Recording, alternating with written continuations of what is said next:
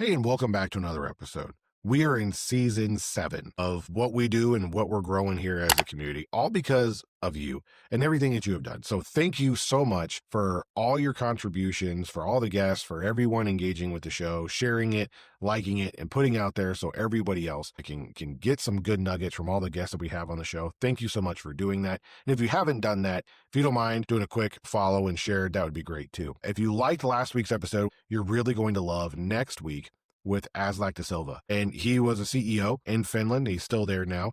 But he took what he learned from being a martial arts fighter and being a black belt and mixed business together and wrote a book about it. And then we had a great conversation. And I can't wait for the release of that episode next week. So we're going to hear more from him. And then over the next couple of months, I'm going to start a new mini series about the art and the science of making tough choices. And it's going to be a personal story. But before I get into that, I wanted to let you know about a community that we opened up on the School app, SKOOL. And if you like this kind of thing and you like this show and you like the topics, go over there, join the Many Hats of Leadership group, where it is a free to enter group, and we talk about different topics and we engage and chat as a community over there. So that way we can engage in a more meaningful way. And I'm really looking forward to seeing you over there on that app. Lastly, this month, January 28th, 2026 at noon, Eastern Standard Time or Eastern Daylight Time, we're going to be talking about the book Switchers, How Smart Professionals Change Careers and See Success by Dr. Don Graham. And we're going to have our usual panel for our live lunches.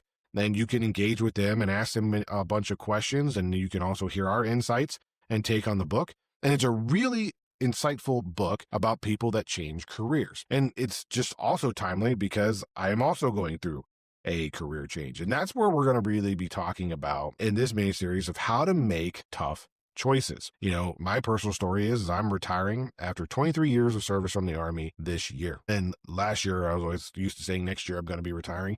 But now it's actually happening. This year, we're in 26. It's actually going to happen. I was looking at my calendar and I have typical paychecks coming in after a certain month. And it really hit me like, oh, yeah, this is actually happening. And I was having a conversation with a bunch of folks like, you should probably do an episode on making tough choices and talking about this and sharing your inputs because a lot of other people are probably struggling with this too. And because of folks asking for this type of episode, I'm going to produce it. And so here we are.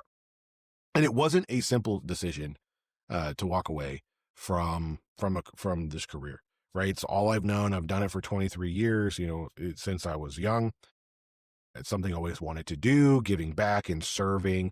And I've had a great time doing it. But 18 months ago, I had to make a tough choice, right? So in the Army, you can decide to retire when you hit 20 years, 24 months out. You can say within 2 years, like, hey, this is when I want to retire. This is what I want to do. But your minimum time is like a year out, right? And it wasn't a simple decision because I really love my job and I love what I do. And I had to think long and hard about, am I going to PCS and move somewhere else? Or do I kind of need to step back and let, other folks take the reins and move forward and do what they need to do? And I thought about it for a long time and I had to make a tough choice. And to my wife's credit, she did not pressure me any way whatsoever to either get out or stay in. She goes, that's completely up to you on what you want to do, right? And there's lots of things that went into the decision-making process on this, right? For me, there were several factors, right, that played into it. One, there's an ideological divergence between myself and the organization that I serve. And it's not necessarily with the current administration, but there are personal beliefs that I have. And then there's an organizational direction that things were going. Things have kind of reversed back and it was hard to support. And I had a choice to make. Either I can just keep my mouth shut, support and toe the line and do what I got to do, or I can retire. I have an early out and move on. The other thing is that, when you were holding people accountable, you were kind of demonized and you were ostracized. Like, oh, how dare you hold these people accountable? How dare you have these standards? And we're moving back to standards now, which is good. But, if you held people accountable, you as a leader, you faced repercussions for that. And that's just kind of how it goes. And that's okay because, people need to hold people accountable and people need to do the right thing. And I generally believe and wholeheartedly believe that everybody wakes up in the morning trying to do the right thing and that we have to coach people along sometimes because we all come from different backgrounds, different cultures, and different ways of thinking. And, there's one standard that we have to adhere to. There's that. Then there's also family considerations. My kids are growing up, right? They're not infants anymore. They're not toddlers. They're going to be going into middle school, into high school. And I want to be more present for them. And in the Army in the past, I have not been able to be as present as I wanted to be because of multiple deployments. That's okay. It's what we do as a profession. And you know that when you sign up, you've got to do that. But now that I'm at an older age, where I can decide, well, is this the life that we really want to live and how I really want to keep going? Or do I want to be able to be more present and available for my kids? And the opportunity was there. So that was another thought process. I have no regrets about serving in the military. I love my job. I enjoy serving. I love all the unique experiences that go along with having been in the Army, going all over the world, traveling, sightseeing, meeting new people, getting to experience new things, solving complex problems, and solving some probably unsolvable problems. Not really solving the unsolvable problems, but working on unsolvable problems and making them less worse. Hopefully, in the long run, only time will tell. And I got a lot of satisfaction from that. I loved leading soldiers and coaching them and helping them see their potential and helping and watching them grow and then thrive and get into new different career fields and be better people and be able to do different things that they want to do, achieve their goals and dreams and aspirations. It was great now to watch them do that. And I think that everybody should serve at some point in their life, whether not necessarily in the Army, but in the military, you should probably serve. You should serve your community. I'm a huge, big proponent in service. So when it comes to doing that, one of the emotional pieces to it was, okay, I'm at a point where, my knees and my ankles and my back and everything else aren't what it's used to. I made choices to step out of competing for command, and that was my own choice to do based off of several factors. And so there's like a dead end. I'm not going to progress anymore. So what is it that I want to do? I can continue to serve and up into my mandatory retirement date and everything be okay. Everything is status quo. I just move every couple of years and everything would be status quo. Everything would be fine. Or I could retire early. And then I started thinking, man, if I retire early, well then, I could potentially have 2 retirements, right? So I can leave. I'm under the age of 45. I'm at a crossroads. I can retire. I can get into something else and I can serve like another 20 years. And then by the time I'm like under the age of 65, I have 2 retirements. And then what do I want to do with that after that? I don't know. That's like 20 years from now. Or I could not work anymore because, it would be okay. And I started thinking about, well, if I want to go back to a 9-to-5 job, what do I want to do? And the thought of going and being captive and held to a desk just for the sake of being there to make somebody else a profit really kind of like didn't sit well. And I was like, man, is that something I really want to do? And so I had to think about it like, okay, what is it that I really want to do? And that was part of this decision-making process, the tough choices that you have to make, because as part of making this tough choice, part of the thought behind it is, okay, right? Because in the Army, my name and my rank kind of become an identity in itself. Not that it defined me as a person, but you have to act and behave a certain way at a certain rank because there's that responsibility and that lineage and that heritage that goes along with it. It's just natural that it happens. And even when it comes to doing your job in the Army, it's like, okay, well, there's all these jobs that are available and you fill out your one to end list of this is what I want to do. And you get whatever assignment you get, you go do that, you make the best of it, and you move on to the next one. Like the choice is there, but you're still going to relatively do the same thing in a different geographical space. But your job is still kind of the same. No matter where you go, the people are different, but it's still kind of the same job. You know what you're going to go do. And then when I made the choice to retire, now that choice cuts off everything else. We're going to talk about this in a minute, but now the options open up. Well, what does Tim really want to do? Does Tim want to go work a 9-to-5 job? Does Tim want to work over here in this industry and make, 6 figures? Or do I want to have a better quality of life and work in this industry and not have to work so many hours and not make so much money? Like, what do I really want to do as a person? And it really came down to, okay, what is it I want to do? And that's also another tough choice of what do you want to do? And so it's like, okay, what is it I want to do? And the podcast is what came to me. And how I came to this choice was not easy because it's not traditional, right? It's, most people, especially with my background, they get out, they go get an IT job somewhere, they go do something else, they go get another, 6-figure job somewhere, and that's what they do. And they have really good incomes, and then they go on vacations in the summer and everything else. It really was laying hard on me like, hey, no, this is your next calling in life, because my first calling was to serve. And I wholeheartedly believe that. I know we've talked about that in a couple episodes, like why I decided to serve and everything else. It was just something that innately in my gut, I knew I wanted to do. I didn't care how I did it. I just know I wanted to do it. And then, Now we're here and we're at the crossroads. Okay, what do I want to do next? Well, what is my next calling? What is my next alignment in life going to be? And I feel like it is this show. And so I'm going all in, right? Like there's no point in dipping my toe in. Does it work? Does it kind of not work? No, I'm all in, doing it, grinding out here, producing these episodes because I believe in the value of it, not because of any money, because I don't make any money off of it, but I believe in the value of getting people together and building a community and making better leaders in the world. That's what I wholeheartedly believe. And now something that turned into a hobby is now something that I'm going to pursue full time. And it was a hard choice, but I want to tell you that when you make a choice and you say, okay, this is it, and you go with it, and you have a sense of peace about it. Like, okay, like I'm okay with it. I'm okay with this choice if it succeeds, and I'm okay with this choice if it fails. Like I have a sense of ease about it. There's a calmness about it. Like, yes, this is the right path right now to go ahead and pursue down. And once you have the tough choice to make and you make that tough choice and then you end up with a sense of peace, that's how you know you've made the right choice. So when I decided that I was like, yep, I'm done with the military and the army. It's been great. It's been awesome, but it's time to retire. I had a sense of peace about that. And there's an emotional roller coaster that goes along with it, right? There's days where I'm like, what am I doing? I kind of look at the numbers and everything else and be like, oh man, this is going to work out. But I trust in God that it is going to work out because I feel like I'm called to do this. And that's the peace that I have with it. So there is this emotional roller coaster and doubts that always, creep in. But at the end of the day, it's okay. Because this is the choice. There's no other option out there. There's no other avenue, right? That I've cut off all others and say, this is it.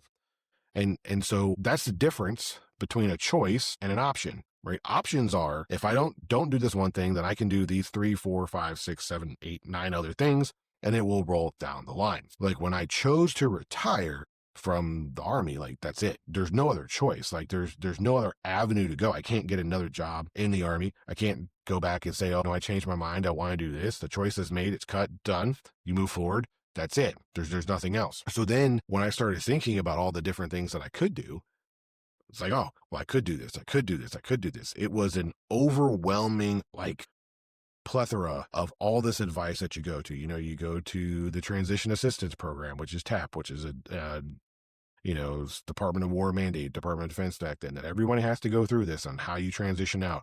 And then you meet with everybody and everyone tells you, well, this is how you should look for jobs and this is how jobs should happen. And you got to make sure you get your resume updated and make sure you update your resume on this and check it on AI on this. And you have all this information coming at you from these official sources for people who work, with the Bureau of Labor and everything else. And then you have your mentors to say, hey, look, that's great information, but here's how it really works. You're going to have to submit your resume to folks and the folks will farm it around for you. And it's who you know and who knows you and who's going to bet on you and getting your foot in the door, and all these different things. And you're like, okay, so I could do all of these things, and you get choice overload and you get option overload, and you kind of have to cut through it. And it really goes down to well, what is it that Tim really wants to do? And I offer that up to you. So if you have a tough choice going on right now, what is it that you want to do? What is it that you want? And what are the things that matter most to you?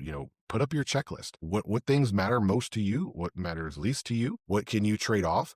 And what could you gain from doing it? Are you okay with not getting any type of money or anything else coming in for a while and live off of what you saved up on and pursue something that you want? Or do you kind of need to do both, right? Like right now, I'm working a full-time job and doing the podcast. Why? Because I need to. And does it take a lot of time away from my family? Absolutely it does. But the trade-off is once this other thing goes away, I have this other thing ready to go. And, it's amazing how that works. And I'm an analytical person and I always logically think things through. So with this aspect of it, how did I come up with these tough choices out of everything that we talked about? Well, it's pretty much spreadsheets, Gantt charts, because transitions and the, IT and communications field are incredibly important. If you're going to stand up this one thing, and you're going to transition over to this other thing, you better make sure you tested it and it works. And you got to make sure you have all the sequels and branches and plans in place in case something fails so that you can always revert back to the original. And if you can't revert back to the original, how do you step up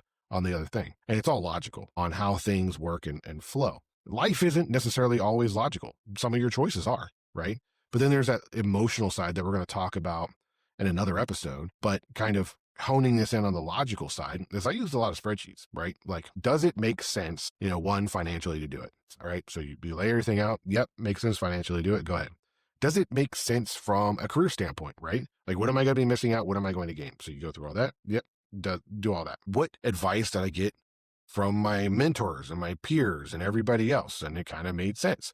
And so the other thing I did was I prayed and I fasted about it. And then when I talk about fasting, I'm not talking about it in a way to, like, boost myself up or anything else. It's not anything like that, but it's something that I personally do. And I mean, I'm not going to tell you how I do it. You can do your own research on how fasting works. And I'm not talking about cutting off social media or not using my phone or whatever, like true fasting. And I got a sense of peace that this was the right time to retire. So then I made that choice. Like, okay, bam, told the wife, babe, I'm going to retire. And I think we're good. We're going to move on. And she was like, okay, I trust you and I support your decision. Let's move forward. What do you want to do? And that part I didn't know yet, right? So then it goes through the logic. Okay, what is the rationalization that I have to do? And so really it was focusing on, what I felt led to do. And it logically made sense. It financially made sense. So I was like, okay, let's retire. So if you're going through a hard time and you're like, I got to make a choice, but I don't know how to make a choice, and I'm really struggling with making this choice, I would say, one, pray and fast about it and see what you get. The second thing is adhere to your logical side. Bring out some spreadsheets. Go through the pros and cons. What are the benefits? What are the setbacks? What are the risks? What are the things that you know? What are the things that you don't know, right? And then the unknowns, you can't figure out yet because that's just going to happen and you're going to deal with it. So you have your known knowns, you have your known unknowns, and you have your unknown knowns. And that framework in itself is a good logical way that you can help make tough choices by laying it out. What are my risks? What do I know? What do I don't know? What do I need to know? And what are the things that I potentially may not know? And I got to talk to other people and kind of sense and feel and get that feedback. And then you weigh your options. You weigh them, and then you dive in head first. There's no perfect time to do anything. There's only now. That's it. There's no other time to do anything other than doing it right now. You could say and pontificate and think about what you're going to do about it, but it's not going to work out because you're not going to take action. So whatever you do, just make sure that you do it and move forward. Jump all in, cut off all the other options because you have no other choice, and make it happen. That is your decision, right? To make that tough choice of moving forward. And then if you have a peace about it after you make that decision, then I would say it's probably the right choice. It's probably the right decision, even if it doesn't work out, because what doesn't work for you works on you.